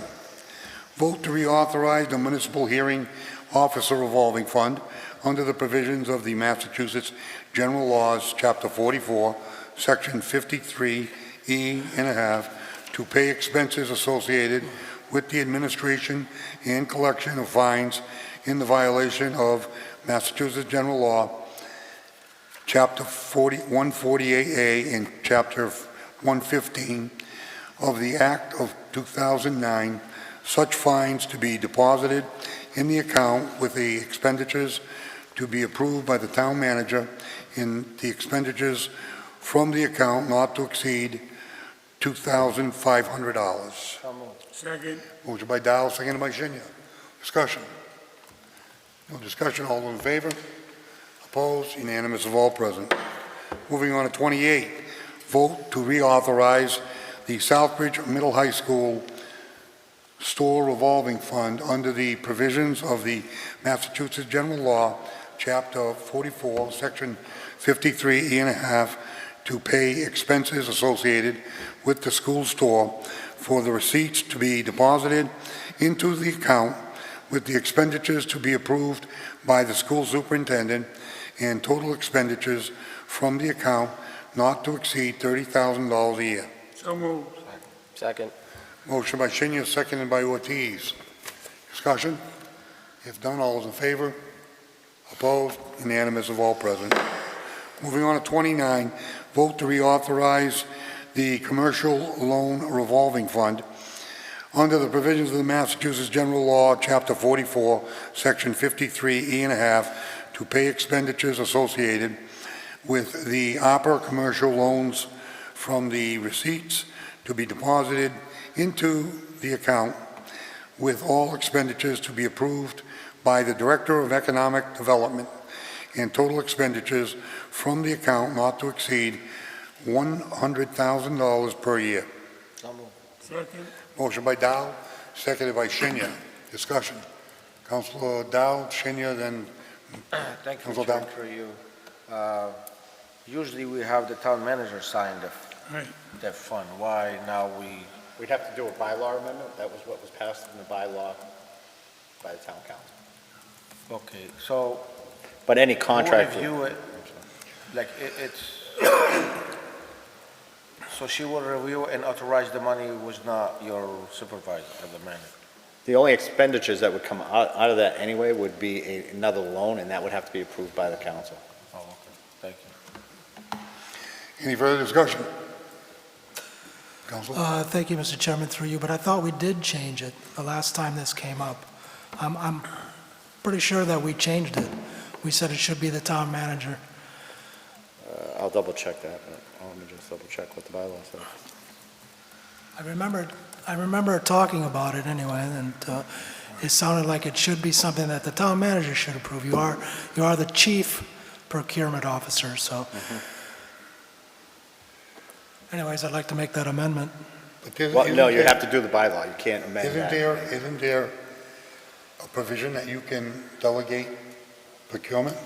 Yes. Yes, he can, but he's still the chief procurement officer. I'd rather feel safer with him taking a look at these things.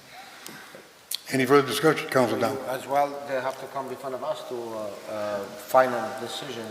I think we're in the safe to when the town manager figure if the bylaw will change or not. So that's, I thought we're safe and thank you. Any further discussion? If none, all those in favor? Opposed? One opposed. Motion passes. Moving on to 30. Vote to reauthorize the Senior Citizen Revolving Fund under the provisions of the Massachusetts General Law, Chapter 44, Section 53E and a half, to pay expenditures associated with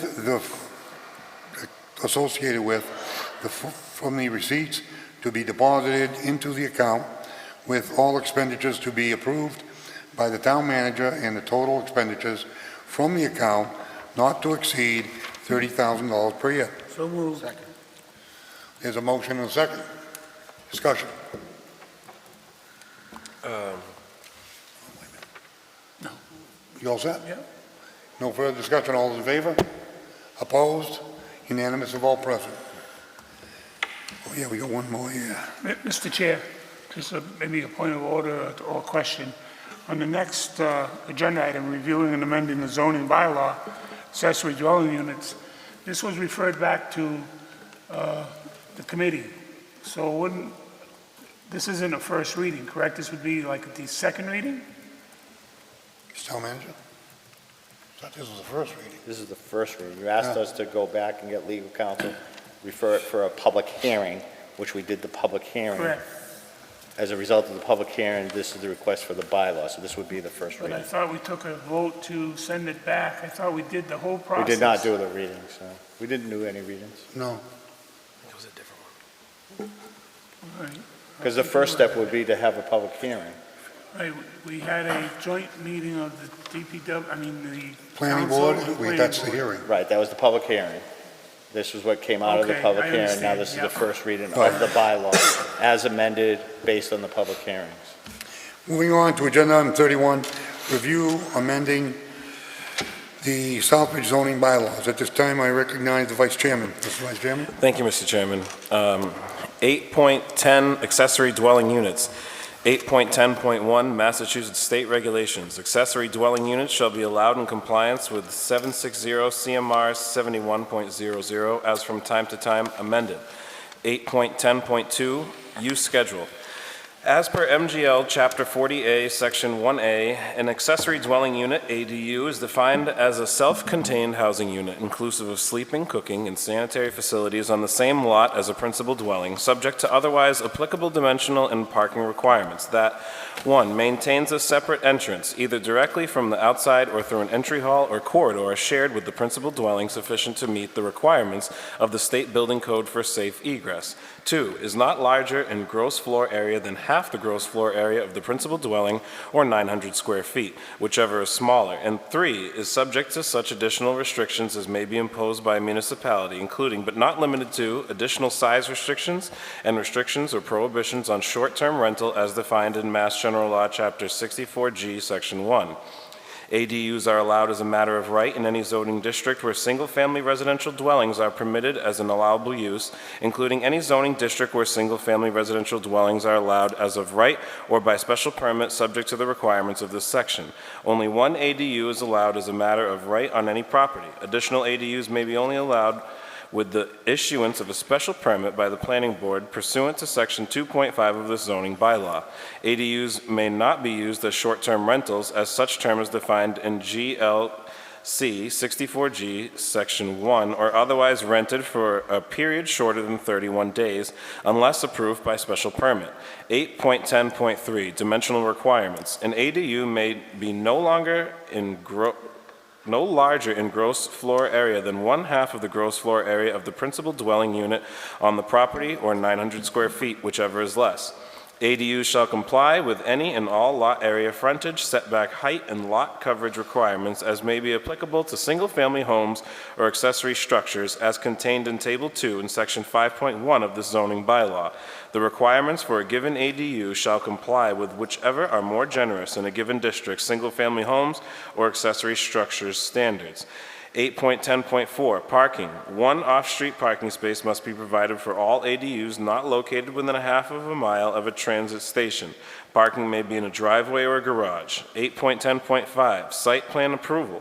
All ADU applicants are required to provide a site plan to the building department. Pursuant to the procedures in Section 2.6 of this zoning bylaw, the building department may recommend an application to planning board for site plan review. Planning board site plan review criteria shall be limited to the following. 1, recommendations that the ADU minimize tree, vegetation, soil removal, and grade changes.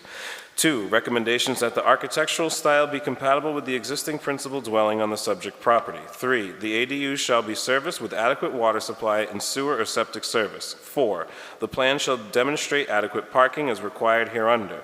The planning board may request reasonable plan modifications of the site plan for an ADU and may impose reasonable conditions that are not inconsistent with this bylaw or the provisions of GL Chapter 40A, Section 3.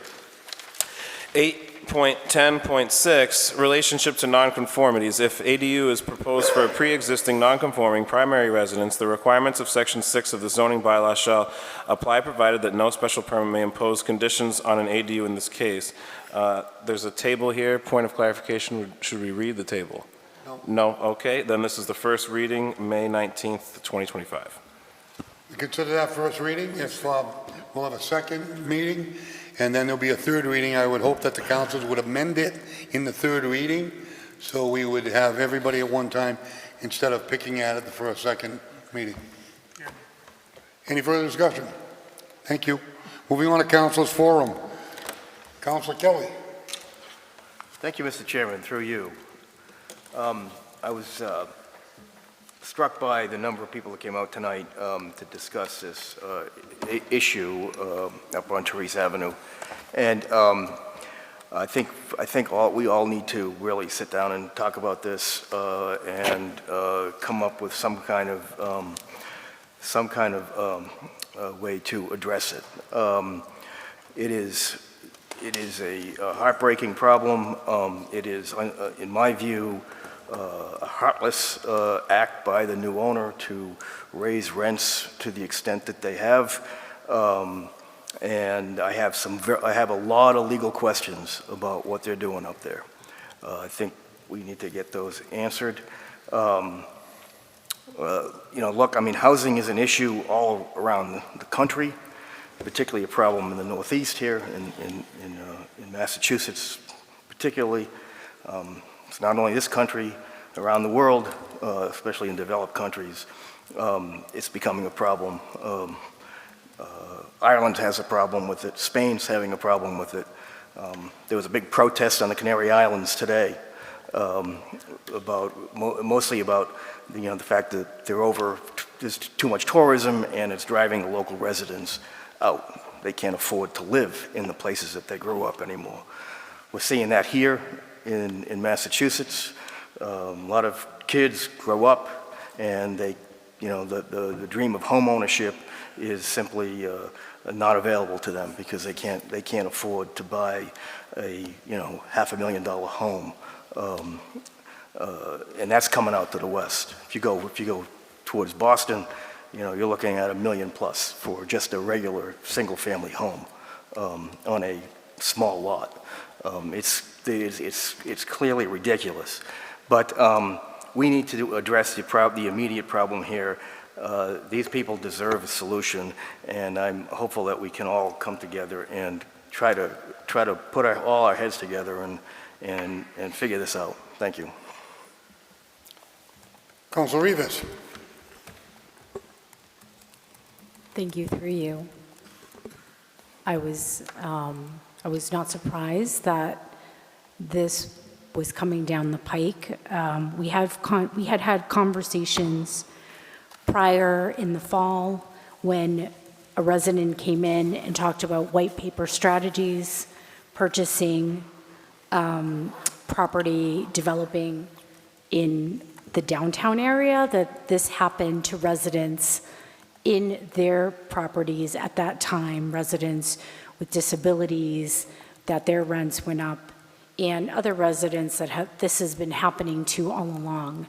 And at that time, we had heard about the first developer who bought the apartments at TAG, and listening to residents having these issues and having the rent go up 300, and it was only a matter of time where it was coming to this point. There are many things in the State House that are being debated and talked about, a couple of different bills that address these specific issues and allow for local municipal control over rent stabilization. And I encourage the other councilors to look at that. And certainly this issue today is an emergency situation because residents need relief right away.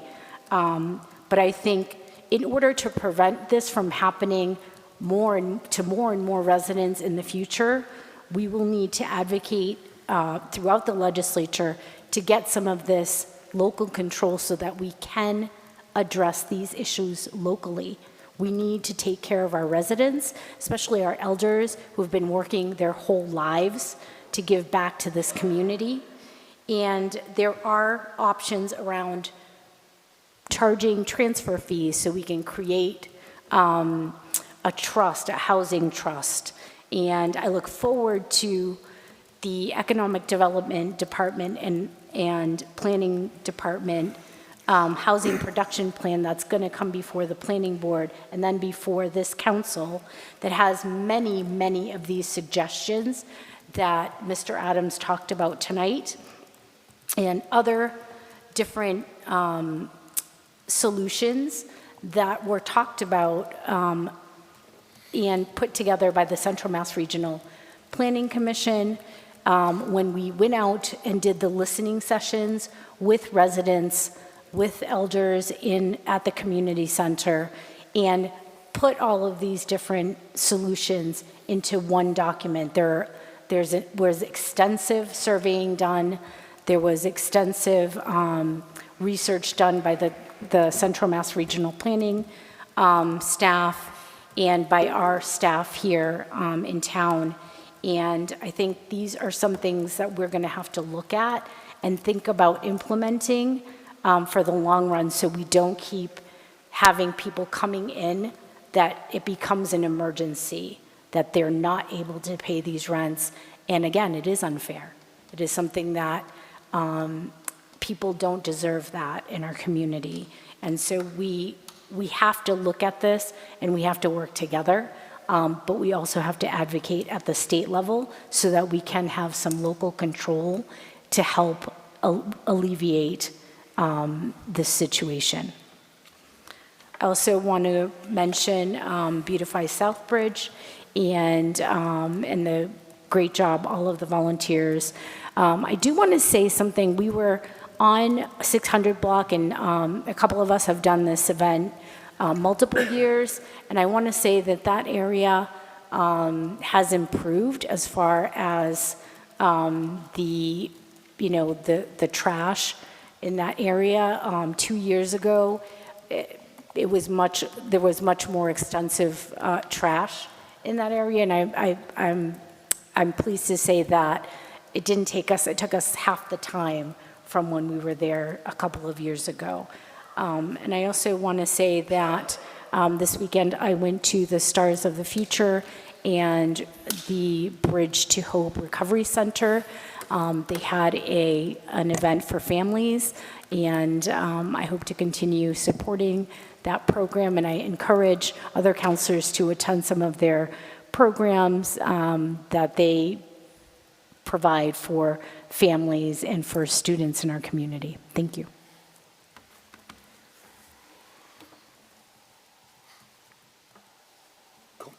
Are you all set? Yeah, I'm all set. Councilor Ortiz? No, nothing. Thank you. Councilor Shinya? Yes, thank you, Mr. Chair. Again, I just want to thank the citizens for coming out today to council's meeting to stress the frustrations that they're having with their rents and food on the tables. I do want to apologize to Councilor Rivas. I haven't got back to her yet on the question that she had to pose to me, and it's not that I forgot. I've been gone, and I kind of forgot about what was going on in the world for a week. Today, the council, the Senior Citizens Committee, Association Committee, had a kind of a question and answer for the candidates that are running for council, and I feel it was a great success. All the candidates had great answers for the questions and the concerns that were brought to them. I just want to remind people that this Thursday night here in the council chambers, there is going to be a form of a question and answer debate taking place with the council, and I urge all the people to come forward and listen to this, ask the questions.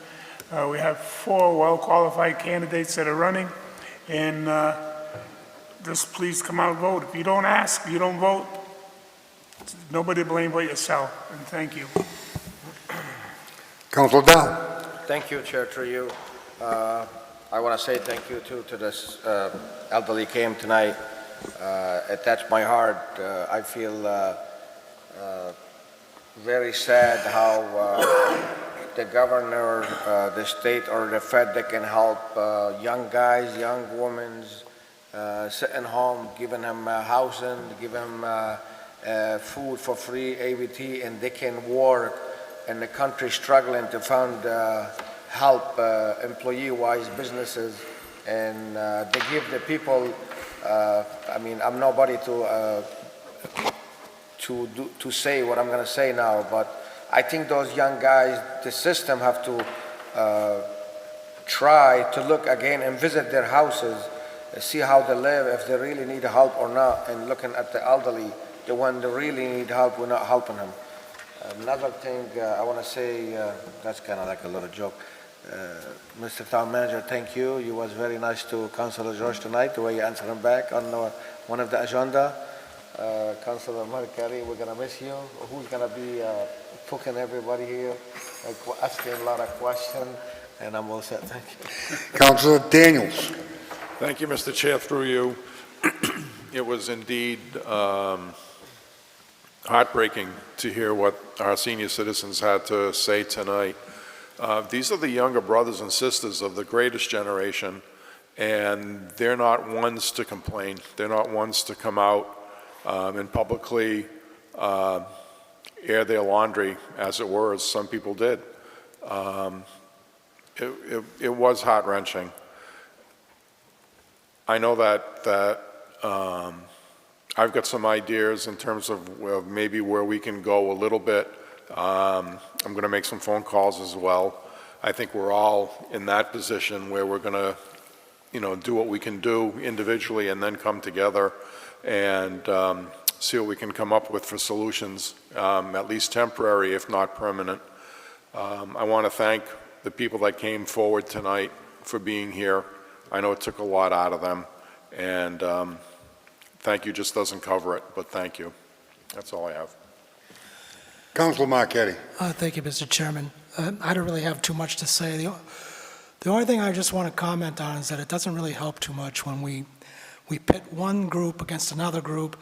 We're going after young immigrants versus old people who have lived here their whole life.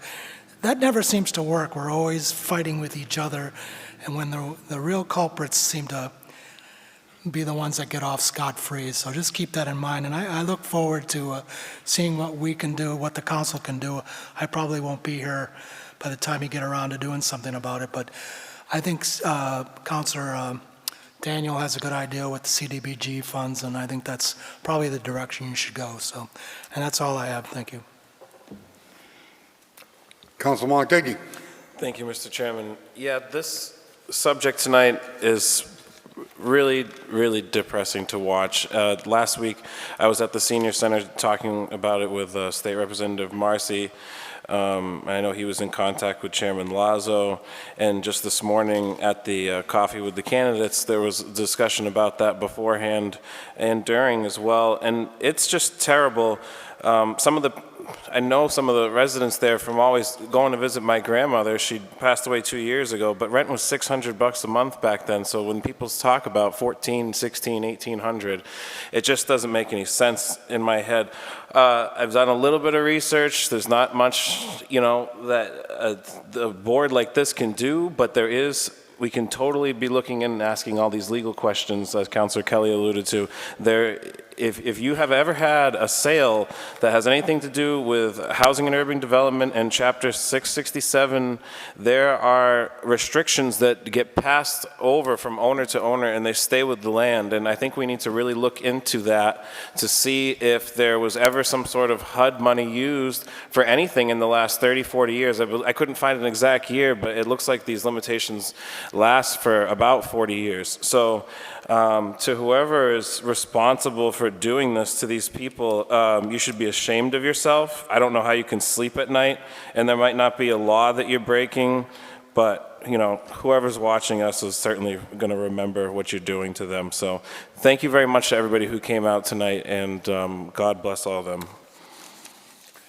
Moving on to agenda item number 33, the discussion of the next meeting dates. Mr. Vice Chairman.